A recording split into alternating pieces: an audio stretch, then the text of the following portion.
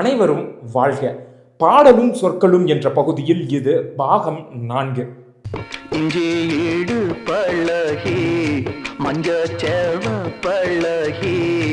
இஞ்சி இடுப்பழகி என்பதில் இஞ்சி காய்கறியும் இல்லை, மஞ்சள் செவப்பழகி என்பதில் மஞ்சள் நிறமும் இல்லை.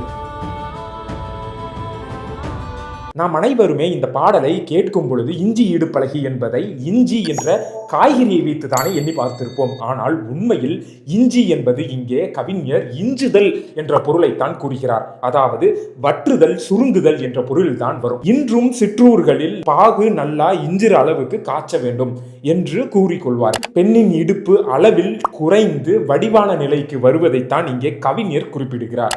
அடுத்து மஞ்சள் செவப்பழகி. மஞ்சள் எப்படி சிவப்பாகும்?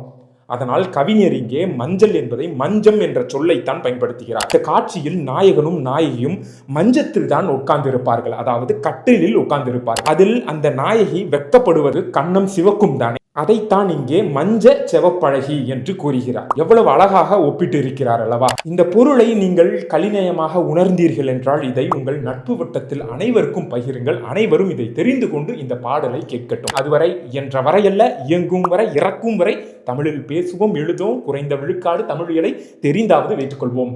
நன்றி.